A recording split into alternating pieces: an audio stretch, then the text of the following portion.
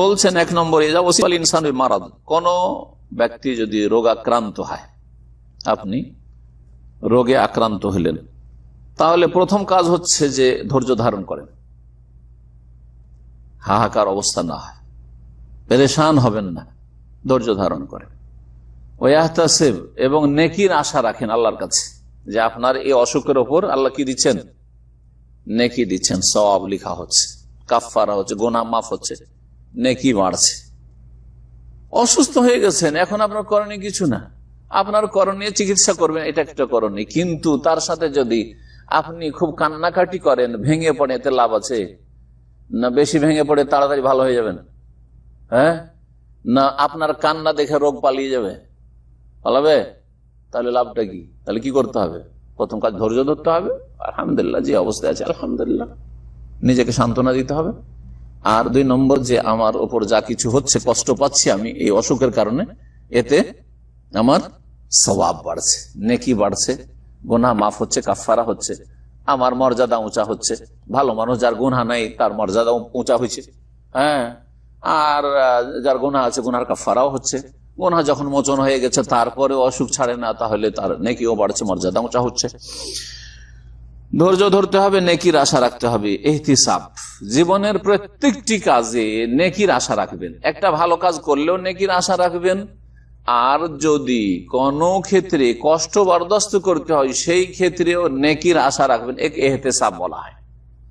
ইহতিসাব কথাগুলি, ইহতিসাব শব্দটি বেশ কিছু ইবাদত বন্দেগীর ক্ষেত্রে হাদিসে এসছে, বালা মুসিবতের ক্ষেত্রে এসছে, আর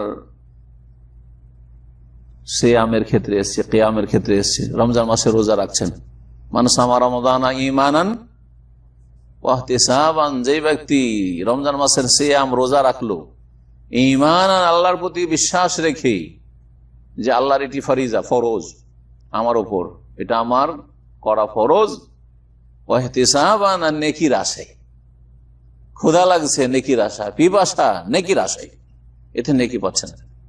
জীবনের প্রত্যেকটি ক্ষেত্রে ইহতিসাব। মহিলাদের প্রসব বেদনা, ওই সময় নেকির আশা রাখতে হবে। গর্ভধারণ, পেটে বাচ্চা ধরেছে, 3 মাস 4 মাস শুধু বমি হচ্ছে, নেকির আশা রাখতে হবে। বাচ্চা পেটে 10 মাস রাখতে কি যে কষ্টগুলি হচ্ছে, নেকির আশা রাখতে, ইহতিসাব করতে হবে। বাচ্চা ভূমিষ্ঠ হইল, প্রসব বেদনার যে কষ্ট তা হইল, নেকির আশা রাখতে হবে। তারপরে 2 বছর যে দুধ পান করাবে, হ্যাঁ, কখনো কখনো 2 রাত 4 রাত বাচ্চা অসুখ, সেজন্য মাকে সারা রাত জেগে থাকতে হচ্ছে, ইহতিসাব নেকির আশা রাখতে হবে। ঘন ঘন বাচ্চা হয়ে যাচ্ছে, 1 বছর পর পর বাচ্চা, ইহতিসাব নেকির আশা রাখতে হবে। আজকাল অধিকাংশ মহিলা 2টার বেশি বাচ্চা কেন নিতে চায় না? কারণ তাদের জীবন ইহতিসাব বলে কিছুই নেই, নামে মাত্র মুসলিম। এতে যে আমি নেকি পাচ্ছি, আল্লাহ যে আমাকে উত্তম বদলা দেবেন, নেকি দেবেন, এসব বিশ্বাসই নেই, আমলও নেই, বিশ্বাসও নেই। নিছক একেবারে যেটা হচ্ছে বস্তুবাদ, বস্তুবাদী। বস্তু কাকে বলা হয়? পয়সা চোখে দেখতে পাচ্ছেন, এটাতে বিশ্বাস। পকেটে পয়সা আছে, পকেট গরম আছে, পয়সাতে বিশ্বাস। চোখের আড়ালে আল্লাহ যে আমাকে অনেক কিছু দেবেন ভালো কাজের ওপর এবং কষ্ট বরদাস্ত করার উপর, এসব হচ্ছে গায়বিয়াত। যারা অদৃশ্যে বিশ্বাসী নয়, এদেরকে বলা হয় বস্তুবাদী, এদেরকে বলা হয় বস্তুবাদী। আজকাল অধিকাংশ মুসলিমরা মুখে ইমান ইমান বললেও আসলে কাজে কর্মে বস্তুবাদী, যার ফলে এত বরদাস্ত করা যায় নাকি। আর তারপরে অনেক মহিলারা এই জন্য কষ্ট বরদাস্ত করতে চাই না, ওই মহিলার বাপ মা ও স্বামীও কষ্ট বরদাস্ত করতে চাই না, ও তাড়াতাড়ি করে অপারেশন করে দাও, সিজার করে দাও।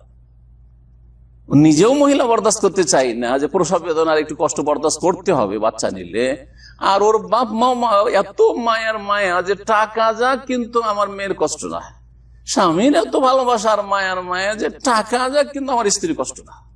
কোন ইহতিসাব নাই কারো, যে এতে যে মহাপুরস্কার রয়েছে, সুবহানাল্লাহ। যার ফলে আপনার মা, খালা, দাদিরা 10টা করে বাচ্চা নিয়েছে, বিনা কোনো সিজারে, কোন হাসপাতালের মুখ দেখেনি, বাড়িতেই, হ্যাঁ। আর এখন হাসপাতালে নিয়ে গিয়েও 2টার বেশি নেওয়া যাবে না। ইহতিসাব মনে রাখবেন সব কাজে, নেকির আশা রাখবেন। ওয়ালা ইয়াজজাউ ওয়া ইয়াসখাতু লিকাদাইল্লাহি ওয়া কাদারিহি, আর হাই হাই করবে না, অসন্তুষ্টি প্রকাশ করবে না আল্লাহর ফয়সালা এবং তকদিরে। অপ্রীতিকর তকদির, মন চায় না যে এত কষ্ট হোক, কে চাই? রোগ চাই, কিন্তু হয়ে গেছে যখন আমি অসুস্থ, কি করতে হবে?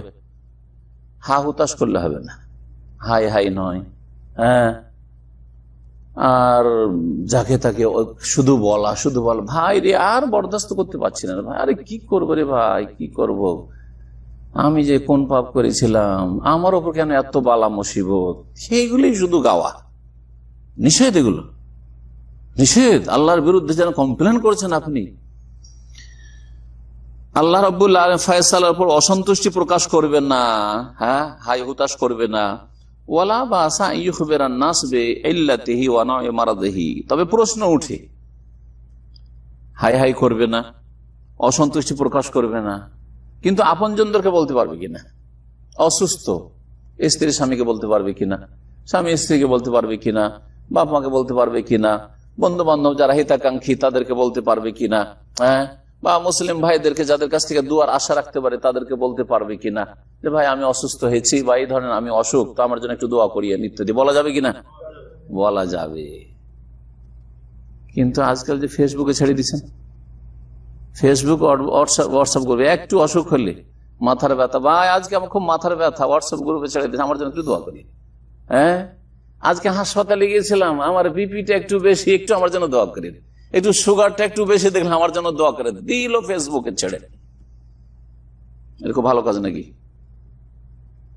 আপনি কি মনে করছেন যে ফেসবুকে আপনার যে এইসব দেখছে বা গ্রুপে দেখছে সবাই আপনার হিতাকাঙ্ক্ষী? না অনেকে হাসেদ আছে, হিংসুক আছে, অনেকে দুশ্মন আছে, নেই? তাহলে তারা তো খুশি হবে? খুশি হবে না? বদ্ধ যদি নাও করে তো কি মনে মনে চাইবে যে ঠিক হয়েছে, আর এই কথা যদি মনেও না বলে তো আদা খেয়েছে, স্বাদ পেয়েছে, নিশ্চয় কোনো পাপ করেছে, না হলে এরকম কেন রোগে ভুগবে? হ্যাঁ, এই বয়সে 30 বছর বয়সে ওকে সুগার কেন হবে? পাপ করেছে, বলবে না? বলবে না? তাহলে এই যে আজকাল এই সোশ্যাল মিডিয়ার যুগে এইসব সুখ দুঃখের কথা ছেড়ে দেওয়া, হ্যাঁ, একটা বাচ্চা হলো দিল ছবি সহ, আরে মায়ের পেট থেকে এই সদ্য বেরিয়েছে, দেখতেও ভালো লাগছে না, চেহারা হয়তো ফুলে আছে, একটু পরে সুন্দর হয়ে উঠবে হয়তো, দিলে একেবারে ফেসবুকে দিয়ে আমার আদরের কন্যা হয়েছে অথবা আদরের ছেলে, এই প্রথম ছেলে দ্বিতীয় ছেলে হচ্ছে, দোয়া করবেন, খুব সবাই দোয়া করবে। এগুলো পাগলামি আমাদের কিছু মুসলিম ভাইদের। জি, ওয়ালা বাস আন ইউখবিরান নাস, কোনো অসুবিধা নেই যে লোকজনকে বলবে বিইল্লাতিহি, নিজের অসুস্থতা সম্পর্কে, ওয়া না'i মারাদিহি, আর কি ধরনের অসুস্থ বলতে পারেন, ক্যান্সার হলেও বলতে পারেন, অসুবিধা নেই, হ্যাঁ, আর আপনার সুগার প্রেসার যা কিছু হোক বলতে পারেন, কিন্তু বলে দেখতে হবে যে এখান থেকে আমি দোয়া পাবো, সৎ পরামর্শ পাবো। এক হচ্ছে দোয়া পাওয়া, আর এক হচ্ছে সৎ পরামর্শ পাওয়া, যে ভাই এইরকম অসুখ অমুক ডাক্তারের কাছে গিয়ে ভালো হয়েছে, এইটাও যদি পাওয়া যায় তাও একটা ভালো। কিন্তু এইভাবে আমভাবে ছেড়ে দেওয়া এটা খুব ভালো জিনিস নয়। মা রেজা বিকাদাইল্লাহি, যদিও মানুষকে প্রয়োজনে বলেন, এটা সুন্নত না আর মুস্তাহাব না, বরং ওয়ালা বাসা জায়েজ, নিজের অসুখ সম্পর্কে মানুষকে জানানো কি জায়েজ, মানে জানাইলো নেকি নেই, আর না জানাইলো কোনো গুনাহ নেই বা নেকি নেই, কথা বোঝা গেছে। তবে যারা ভালো মানুষ, নেক মানুষ, নিজের অসুখ মানুষের কাছে প্রকাশ করে না, যিনি অসুখ দিয়েছেন তার কাছে প্রকাশ করে। হ্যাঁ, শেখ ইবনে বাজ রাহিমাহুল্লাহ আর ঘনিষ্ঠ ব্যক্তি লিখেছেন, একেবারে ঘনিষ্ঠ, ওনার ছেলে অথবা মেয়ের লিখা, তাও তার ইন্তেকালের পর লিখেছে, কেউ জানতো না, বাড়িতেও সবাই জানতো না যে ওনার শেষ যুগে তিনি ক্যান্সারে আক্রান্ত ছিলেন, বাড়ির কেউ জানতো না, ছেলেমেয়েরা সবাই জানতো না। জি হ্যাঁ, হয়তো স্ত্রী জানতো, একটা ছেলে যে হাসপাতালে নিয়ে যায় হয়তো সে জানতো, কাউকে জানতে দিত নিষেধ, জানাবে না, ঠিক আছে, অসুস্থ, কি অসুস্থ বলা দরকার নেই, কারণ যিনি অসুখ দিয়েছেন শুধু যদি তাকে বলেন আর কাউকে বলছেন না, এটা বেশি ভালো আপনার জন্য। অনেক সময় মানুষকে বেশি বলতে গিয়ে এমন অবস্থা হয়েছে যেন আপনি অভিযোগ করছেন। কি করছেন? অভিযোগ করছেন, কমপ্লেন করছেন। কার বিরুদ্ধে? অসুখদাতার বিরুদ্ধে। এরকমটা যাতে না হয়ে যায়। এই জন্য যদি কাউকে বলেনও আল্লাহর ফয়সালার পর রাজি সন্তুষ্ট থাকবেন যে আলহামদুলিল্লাহ আলা কুল্লি হাল ওয়াশাকুয়া ইলাল্লাহি তাআলা। আর যদি অভিযোগই করতে হয় আল্লাহর কাছে। কার কাছে? আল্লাহ দিয়েছেন আল্লাহর কাছে। আল্লাহ তুমি ভালো করো, আল্লাহ, কাউকে না, কোন মানুষকে। ও তালাবু শেফাই মিনহু, তার কাছ থেকে আরোগ্য তলব করবেন। এইগুলো যদি করেন লা ইউনাফিস সাবর, এটা ধৈর্যের পরিপন্থী নয়। বল যালিকা মাতলুবুন শারআন, বরং এইটা শরীয়তে চাওয়া হয়েছে যে আল্লাহর কাছে দোয়া করেন, আল্লাহর কাছে অভিযোগ করেন। আইয়ুব আলাইহিস সালাম দোয়া করেছেন, রব্বি আন্নী মাসানি আদ-দুররু ওয়া আনতা আরহামুর রাহিমিন, দোয়া করেছেন। ওয়া আইয়ুব ইয নাদা রাব্বাহু আন্নী মাসানি আদ-দুররু ওয়া আনতা আরহামুর রাহিমিন। অনাহারে, কয়েকদিন ধরে অনাহারে মুসা আলাইহিস সালাম কাউকে বলেননি। ওই মেয়েগুলো যাদের জন্য পানি তুলে কূপ থেকে দিলেন, হেল্প করে দিলেন, ওদেরকে বলেননি যে খোদায় আছি, বাড়িতে কিছু থাকলে দিয়ে পাঠায়। সুবহানাল্লাহ। আল্লাহকে বলছেন ফালাম্মা তাওয়াল্লা ইলা যিল, ছায়াতে এসে, রব্বি ইন্নী লিমা আনজালতা ইলাইয়া মিন খাইরিন ফাকির, আল্লাহ আমার জন্য যে রুজির ব্যবস্থা তুমি করেছো ভাগ্যে, সেটার আজকে মুখাপেক্ষী হয়েছি। সেটার কি হয়েছি? মুহতাজ, মুখাপেক্ষী হয়েছি। আল্লাহ রুজির দরকার, সাথে সাথে রুজির ব্যবস্থা হইল, খাওয়ার ব্যবস্থা, থাকার ব্যবস্থা, সাবালক মানুষ, স্ত্রীর ব্যবস্থা, সব হয়ে গেল। একটা চাইলেন, বহু আল্লাহ দিয়ে দিলেন। দেখা গেছে জীবনে যারা এরকম নেক জীবন করতে পারে তাদের চেয়েছে একটা, দিয়েছে আল্লাহ কয়েক গুণ। শুধু নবী রাসূলগণের ক্ষেত্রে এখনো হইতে পারে। আপনার ইয়াকিন লাগবে আর ওই অনুযায়ী আমল লাগবে। জি, আপনি যতটা আপনার জন্য, আপনার ছেলে মেয়ের জন্য চেয়েছিলেন তার চেয়ে অনেক বেশি দিয়েছেন, যা অকল্পনীয় আপনার জন্য। আপনি কিন্তু এতদূর কল্পনা করেন নাই। রুজিটা হালাল খেতে হবে, শিরক বিদআত মুক্ত হইতে হবে, নেক মানুষ হইতে হবে, আর তারপরে আল্লাহর উপর আস্থা ভরসা রাখতে হবে, আর আল্লাহর কাছে চাইতে হবে। আইয়ুব আলাইহিস সালাম বলছেন যে আইয়ুব আলাইহিস সালাম নাদা, আল্লাহকে ডেকেছিলেন। কি বলে? ওয়াকালা, বলেছেন ইন আন্নী মাসানি আদ-দুররু ওয়া আনতা আরহামুর রাহিমিন, হে আল্লাহ আমাকে রোগ স্পর্শ করেছে। দুর মানে এখানে মারাদ, আমাকে রোগ অনিষ্ট স্পর্শ করেছে, মানে আমি রোগাক্রান্ত হয়েছি, ব্যাধিগ্রস্ত হয়েছি। ওয়া আনতা আরহামুর রাহিমিন, তুমি দয়ালুদের সবচেয়ে বড় দয়ালু, তোমার চাইতে বড় দয়ালু কেউ নেই। সূরা আম্বিয়া আয়াত নম্বর 83। 2 নম্বর যে বিষয়টি, সেটা হচ্ছে যে চিকিৎসা করবেন। অসুস্থ হয়েছেন, কি করবেন? চিকিৎসা করবেন, কিন্তু হারাম পথে চিকিৎসা করবেন না। হারাম পন্থায় বা হারাম বস্তু দিয়ে চিকিৎসা করবেন না। ঔষধ হলে যেন হারাম না হয়, আর কোন তরিকা হইলো যেন হারাম তরিকায় চিকিৎসা না হয়। হালাল বৈধ তরিকায় চিকিৎসা করবেন। লা ইয়াজুজু তাদাবি মুহাররাম, হারাম দিয়ে চিকিৎসা করা জায়েজ নয়। কারণ সহিহ বুখারীতে হাদিস রয়েছে, আব্দুল্লাহ বিন মাসউদ রাদিয়াল্লাহু তাআলা আনহু থেকে বর্ণিত, আন্নাহু কাল, তিনি বলেন, ইন্নাল্লাহা লাম ইয়াজআল শিফাআকুম ফীমা হারামা আলাইকুম, নিশ্চয় আল্লাহ তোমাদের রোগের আরোগ্য রাখেননি ওই সমস্ত বস্তুতে যেগুলিকে হারাম করেছেন। যা হারাম করা হয়েছে, হারামকৃত বস্তুতে তোমাদের জন্য কি নেই? আরোগ্য নেই, শেফা নেই। অনেকে হারাম বস্তু বা হারাম মাধ্যম দিয়ে কি করে? চিকিৎসা করে। যেমন তাবিজ, বালা, আংটি, এ সুতা বেঁধে আছে, কি ওই হাতে আমার ব্যথা করছে, এই জন্য এখানে একটু সুতা বেঁধে আছে। বদ নজর থেকে যাতে কুদৃষ্টি না লাগে সেই জন্য এখানে কপালে বাঁকা করে এখানে কাজলের টিপ দিয়েছে। শিরকি চিকিৎসা, এগুলো শিরকি মাধ্যম, এগুলো হারাম। ঠিক ওই রকম কেউ অ্যালকোহল দিয়ে, মাদক দ্রব্য দিয়ে চিকিৎসা করছে, ব্যাং দিয়ে চিকিৎসা করা, অমুকটা দিয়ে চিকিৎসা করা, এরকম মেলা উদাহরণ হইতে পারে, মেলা উদাহরণ সমাজে ছড়িয়ে আছে।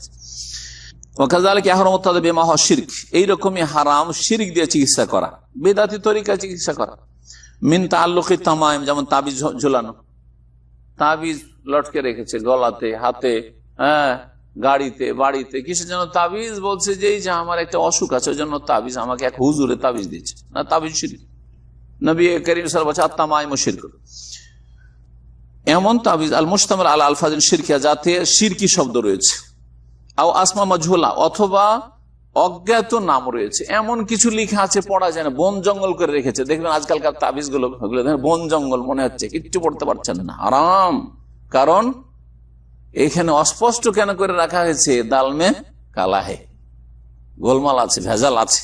জি হ্যাঁ, আর শুধু ভেজাল না, একবার একটা ছেলে গোপালগঞ্জের, আসল গোপালগঞ্জে একটা বড় মাদ্রাসা আছে, হ্যাঁ গহরডাঙ্গা, না গহরডাঙ্গা, মাশাআল্লাহ। এই গহরডাঙ্গা মাদ্রাসার বড় হুজুরের কাছ থেকে তাবিজ নিয়ে এসছে, গোপালগঞ্জের ভাই, ওরা 2 ভাই আছে, সেন্টারে আসতো। তো দেখি এক ভাইয়ের হাতে তাবিজ, দোকানে, অনেকদিন আগে, 2001 সাল 2 সাল এরকম হবে, অনেক আগের কথা বলছি। তো আমি বললাম তাবিজ কেন? ও কিন্তু খুব অসুস্থ ছিল। তো বলছি এই অসুস্থর জন্য এই তাবিজ। কে তাবিজ দিয়েছে আপনাকে? বলছে যে গোহারডাঙ্গার সবচেয়ে যে বড় হুজুর না, ওই বড় হুজুরের তাবিজ। বড় হুজুরের তাবিজের অবস্থা দেখেন, তাহলে ছোট হুজুরদের যে কি অবস্থা। আমার সাথে এক সৌদি ছিল, আলী শাহরি বললে, ও আবার ওই ঝাড়ফুঁক দমটম করত, এই শিখো এরিয়াতে বাস করত। তো ও আবার জিন তাড়াইতো, হ্যাঁ, কাউকে যদি কেউ সেহের টেহের জাদু করেছে তো ওগুলোর এলাজ করতো ওই লোকটি। তো ও ছিল আমার সাথে, ওর গায়ে হাত দিতে, দুজনে একসাথে আছি, ওর গায়ে হাত দিতে ঠিক এখানে হাত দিয়েছে। ও যেহেতু এইগুলো চিকিৎসা করে তো ও জানে, এখানে হাত দিতে দেখছে তাবিজ, সাজা, এটা কি? তখন আমি বললাম কি আছে আপনার? ওই যে তাবিজ আছে, বড় হুজুরের তাবিজ দিয়েছে। তাবিজটা খোলা হলো, তাবিজটা ভাঙা হলো ওর সামনে, ভেঙে আমি নিজে দেখলাম ওতে লেখা আছে জিন শয়তানের নাম লেখা আছে। তারপরে আপনার কি বলছে, ওতে শিরক লেখা আছে। কি শিরক? ইয়া আলী, ইয়া হুসাইন, ইয়া হাসান, ইয়া ফাতেমা, আল্লাহ, এগুলো নিজের চোখে দেখা। এটা বড় হুজুরের দেওয়া তাবিজ। বড় হুজুরের তাবিজ যদি শিয়াদের মতে এত বড় শিরকি কুফরি থাকে, কেউ যদি ইয়া আল্লাহ না বলে ইয়া হুসেন, ইয়া আলী বলে, সে মুশরিক না? মুশরিক না? চিন্তা করেন আপনি, ইয়া গৌস, ইয়া খাজা, ইয়া গরিব নওয়াজ, এসব লেখা আছে। এটা হচ্ছে বড় হুজুরদের তাবিজ। তো তাবিজ শিরকি তাবিজ বা কিছু পড়া যাচ্ছে না, আও তালাসেম অথবা মন্ত্রতন্ত্র কিছু লেখা আছে, এমন ভাষায় বুঝেন না হয়তো, আও খারাজ অথবা কোন দানা, কাঠি দানা আপনার, আও খেত অথবা কোন টাকা সুতা বাঁধতে দিয়েছে, আও কালায়দ অথবা কোন একটা মালা দিয়েছে আপনাকে, মালাটা পরবে বা পরাবে, আও হেলাক অথবা কোনো বালা দিয়েছে, বালা, এখানে বালা অথবা এখানে বালা হোক আর এখানে বালা হোক, বালা দিয়েছে। তুলবাস আলাল আজদ, যেটা বাহুতে পড়া হয়, আবির জেরা, হাতে এখানে জেরা হচ্ছে, এখান থেকে এখানে জেরা, আর আজদ হচ্ছে এটা বাহুত। এগুলো যদি পড়া হয় তো আওগাইর অথবা অন্য কোথাও, কোমরে আমাদের দেশে হ্যাঁ কি পড়ে আপনার কায়থন বলি, আমরা ডোরা বলি বা কার বলি, যে বুঝেন না, চাপাইয়ের লোকের আমার ভাষা বুঝছে, ডোরা, হ্যাঁ ডোরা। তো এইসব, কিন্তু একটা যুগ ছিল যখন মানুষের অভাব ছিল, আমরা যখন ছোট কালে ছিলাম তো মানুষের খুব অভাব ছিল। ছোট ছেলেরা 4 বছর 5 বছর 6 বছরের ছেলেরা 4-5 বছর পর্যন্ত দেখেছি কাপড় চোপড় কিছু পড়তো না, এমনি ন্যাংটা ঘুরে বাড়িতে, গ্রামগঞ্জে, ঠিক কিনা? এখন সেটা খুব কম দেখা যায়, তারপর গ্রামগঞ্জে থাকতে পারে। তো একেবারে যদি উলঙ্গ থাকে, কিছু নেই, তো দেখতে খারাপ লাগে। তখন অনেকে করতো কি, একটা কালো ডোর দিয়ে দিত, ওটা দেখলে একটু চিহ্ন, একটু ভালো লাগতো দেখতে, তো এই জন্য দিত। তো ওটা হচ্ছে অন্যরকম বিষয়। কিন্তু যদি যে এই ডোর বা এই তাগার মাধ্যমে কি হবে, বালা মুসিবত থেকে বেঁচে থাকবে, প্রতিরক্ষামূলক, ডিফেন্সমূলক, অথবা সে অসুস্থ, রোগ ভালো হবে, হয় রোগ হয়ে গেছে, রোগ ভালো করার জন্য, অথবা অগ্রিম প্রতিরক্ষার জন্য, যাতে করে রোগ তাকে আক্রমণ না করতে পারে। দুটোই হচ্ছে শিরক। জি,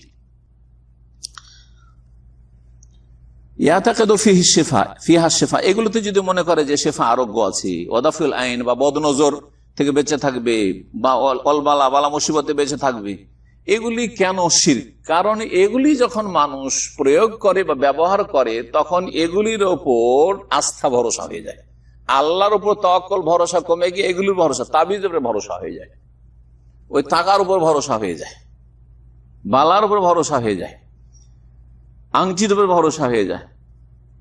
আর কি হয়, তার সাথে সাথে মানুষের অন্তর সম্পৃক্ত হয়ে, যারা এই জিনিসগুলো ব্যবহার করে তাদের অন্তর সম্পৃক্ত হয়ে যায় কার সাথে? এই বস্তুগুলির সাথে। আল্লাহর সাথে অন্তরের সম্পর্ক কমে আসে, আর এগুলির সাথে সম্পর্ক